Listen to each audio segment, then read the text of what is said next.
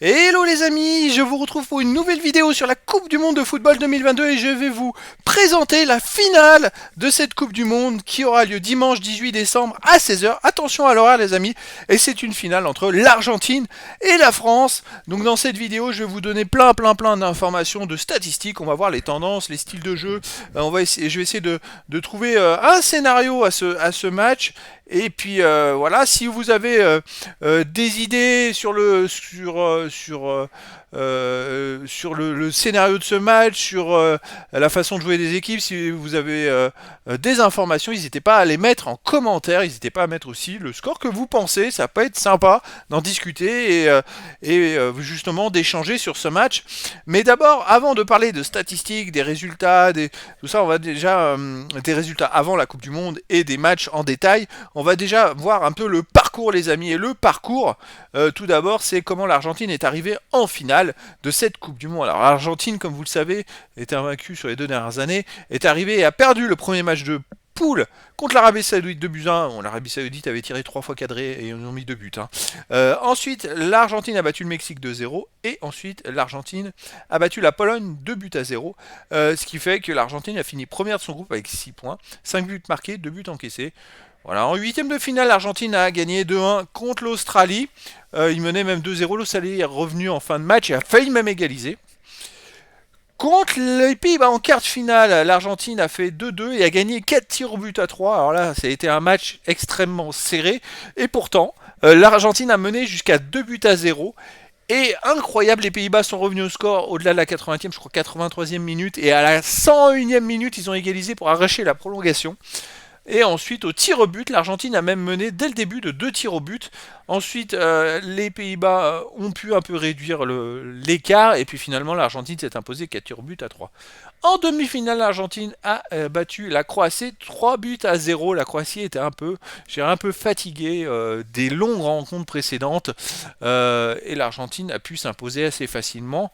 Voilà. De son côté, la France, elle, a commencé par une victoire 4-1 contre l'Australie, après pourtant avoir été menée au score, mais elle a fait vraiment un super boulot. Ensuite, elle a battu le Danemark 2 buts à 1, et puis elle a perdu contre la Tunisie 1-0.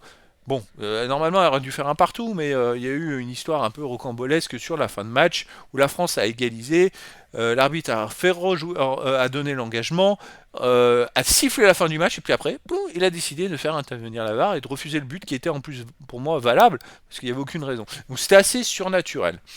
La France a fini donc première de son groupe avec 6 points, 6 buts marqués, 3 buts encaissés. La France a plutôt passé aisément, on va dire, cette phase de poule. Huitième de finale, la France jouait contre la Pologne et elle a gagné 3 buts à 1. C'est pareil, elle a mené 3-0, la Pologne est revenue au score sur penalty au-delà dans le temps réglementaire. Enfin, pour moi, la France était bien au-dessus. Et d'ailleurs, on peut voir la comparaison. L'Argentine, elle, a battu la Pologne 2 buts à 0. Mais on va pouvoir comparer les statistiques après en détail de ces deux matchs. Voilà. En quart de finale, la France a battu l'Angleterre 2 buts à 1. L'Angleterre a marqué un but sur pénalty. On a raté un autre également à 10 minutes de la fin. La France, elle, a fait le boulot, mais a eu quand même pas mal de difficultés. On peut le dire, les Anglais ont été plus forts sur l'ensemble du match, mais ils n'ont pas été décisifs. Voilà. Et en demi-finale, la France a battu le Maroc 2 buts à 0. Un match un peu spécial, vraiment. Les Français ont été pas mal ballottés et dominés. Le danger a été des deux côtés pareil, mais les Français ont eu la chance de marquer assez rapidement, à la 5e minute. C'est vrai que ça a changé un peu la physionomie du match, et puis ils ont doublé la mise en deuxième mi-temps. Ils n'ont pas été très en danger. Je dirais que le match le plus dangereux a été celui contre l'Angleterre. Voilà. Donc les deux équipes se retrouvent maintenant en finale, et c'est assez incroyable. Parce qu'il ne faut pas oublier que la France, elle est championne du monde en titre, et donc vient de faire en 2 Coupes du Monde, 2 finales de suite. Chapeau bas, surtout depuis 98. Alors je sais plus combien ça fait de Coupe du Monde, 7 Coupes du Monde depuis 98. Alors, 98, 2002, 2006, 2010, 2014, 2018, 2022, ça fait 7 Coupes du Monde. Et bien sur ces 7 Coupes du Monde, la France en est à sa 4e finale. Elle en a gagné 2. C'est quand même assez énorme, c'est-à-dire qu'elle est plus d'une fois sur 2 en finale. Chapeau bas. Alors, les statistiques, voilà. J'ai enlevé les matchs de poule, on en reparlera un peu plus loin, parce que c'est surtout maintenant les matchs à enjeu direct qui comptent le plus. C'est dommage parce que j'ai pas le match de l'Argentine contre la Pologne, mais j'ai les stats groupés. Ah, j'ai pas réfléchi à ça, c'est vrai que ça aurait été intéressant de comparer. C'est dommage. Mais bon, Argentine-Pologne, il faudrait peut-être que je retrouve carrément le résultat du match. Je vais voir si je peux le faire en direct. Mais bon, je ne vais pas vous polluer avec les résultats de match. Hop, résultat, on va remonter. L'Argentine-Pologne, c'est un match de poule, donc je vais remonter tous les matchs. Là, on a Argentine-Pologne. Et ben, dis donc, j'ai été assez rapide pour retomber dessus. Et là, ça va être intéressant parce qu'on va pouvoir comparer le résultat de l'Argentine contre la Pologne et le résultat de la France, même si la France a un match à élimination directe. Alors, l'Argentine avait eu 73% de possession de balle, 867 passes, 800 tentés. La France, on va retourner hop, sur la France. Contre la Pologne, la France a eu 54% de possession, donc 19% de moins, 500 passes, 477 près le pourcentage, voilà, il diffère un petit peu. 16 tirs, 8 cadrés. La Pologne, 12 tirs, 3 cadrés, alors que l'Argentine avait fait 23 tirs, 12 cadrés, et la Pologne seulement 4 tirs, 0 cadrés. Ah ouais, ça fait quand même un sacré écart de domination dans le jeu. 9 corners à 1, je regarde les stats, 18 centres à 5 pour l'Argentine. Alors que les Français, c'est 2 corners à 3 et les centres 6 à 15. Ils ont été dominés. Pardon, non, je vous dis n'importe quoi. 25-16 pour les centres pour la France et 7 corners à 1. Donc il y a eu une domination quand même des Français, si ce n'est que... oui, c'est vrai que le nombre de tirs cadrés, si ce n'est que l'Argentine a quand même fait énormément de tirs contre la Pologne. Et comparé à la France, qui en a encaissé beaucoup moins, parce que la Pologne contre l'Argentine a été capable de tirer que 4 fois et 0 fois cadré. Donc déjà, sur l'ensemble du match, collectivement, l'Argentine a été plus forte contre la Pologne que la France, et elle a démontré vraiment une capacité aussi en défense, ou voire au milieu de terrain, je pense plus au milieu de terrain, un bloc qui n'a pas permis aux Polonais de pouvoir se créer des tirs. C'est assez incroyable. Donc là, c'est vraiment voilà, une première statistique qui est quand même importante. Argentine-Croatie, les amis, je ne sais même pas pourquoi l'Argentine a gagné 3-0, mais là par contre j'ai un problème de stats. Les deux lignes sont inversées, faut pas tenir compte de ça. L'Argentine a eu 39% de possession de balle et a fait 9 tirs, 7 cadrés. Pourquoi c'est inversé? Bon bah voilà, il y a la ligne blanche qui est en dessous, c'est celle, le stade de l'Argentine, et celle qui est en rouge dessus, c'est celle de la Croatie. Hein. Mais l'Argentine a fait 9 tirs, donc 7 cadrés contre les Croates, c'est quand même important de le noter. C'est vrai que on va voir un peu les stats un peu plus loin. Allez, on va aller un peu plus loin parce que les stats sont pas plus parlantes que ça ici. On arrive au match depuis 2 ans. Alors, depuis 2 ans, les deux équipes n'ont pas eu l'occasion de s'affronter, mais par contre, l'Argentine a battu l'Italie 3 buts à 0. La France n'a pas joué contre l'Italie, je vois pas de match contre l'Italie. Sinon, il n'y a pas de confrontation qui permet vraiment, à part le match contre la Pologne de cette Coupe du Monde, qui permet après de donner une tendance entre les deux équipes. Alors, on va aller voir plus en avant les stats, et ce qui va peut-être un peu, je dirais, montrer un petit peu la tendance qu'on a vue au travers du match contre la Pologne. Vous voyez, en termes d'attaque, la France était quatrième attaque sur les 3 premiers matchs. On a les stats au centre, c'est les 3 premières rencontres de poule. Quatrième attaque, 15e défense. L'Argentine, 10e attaque, 8e défense. Bon, le goal average était le même, c'est un peu le même tendance, 67%. Alors l'Argentine, par contre, deuxième en possession de balle. En nombre de passes tentées et en nombre de passes réussies était deuxième. On voit que le pourcentage de passes réussies est à peu près le même pour les deux équipes et que la France a eu beaucoup de moins de possession de balles. C'est quand même intéressant. Tir tenté quatrième, troisième, la France troisième, quatrième. En fait, les deux équipes font jeu égal. Par contre, l'Argentine cadrait à 46%, la France 31% seulement. Les corners 3e, 4e, 6e pour l'UL gagné, premier, 20e en interception, 3e pour la France. Là, par contre, la France est largement devant.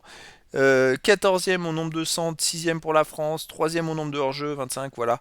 On peut dire en gros que les deux finalistes de cette année, de cette Coupe du Monde, sont presque les deux équipes les plus fortes depuis le début de la compétition. Donc ça me paraît logique que les deux équipes se retrouvent en finale. On va voir maintenant avec les matchs à confrontation directe. Les matchs, je veux dire, qui sont élimination directe, est-ce qu'il y a une tendance qui se dessine? Alors, on peut voir que le pourcentage de passes réussies a diminué seulement en demi-finale pour l'Argentine, mais sinon, ça reste toujours 88%. C'est très fort. Les Français aussi, Ça a légèrement diminué à 80% jusqu'en demi-finale. Mais voilà, ce sont des équipes qui sont vraiment très très fortes techniquement. Les tirs cadrés, 35% en huitième de finale, moins que leur moyenne, 35% en quart de finale et surtout 77% en demi-finale. Quelle performance exceptionnelle. Les Français, ils ont eu 31% en poule, mais 50% en huitième, 62% en quart et 21% en demi. Ils n'ont pas été très très bons en demi-finale, mais par contre dans les autres rencontres, on peut se rendre compte qu'ils tirent beaucoup plus cadré et je dirais qu'ils tirent moins, mais ils tirent mieux. Alors forcément, c'est des matchs à élimination directe, donc forcément l'adversaire est beaucoup plus présent que dans les matchs de poule. Les adversaires, plus on avance dans la compétition, plus ils sont forts. Je dirais que on voit quand même que les deux équipes se maintiennent dans leurs statistiques. Alors dans les duels, la France est toujours là, mais l'Argentine montre qu'elle est très présente dans les duels aussi.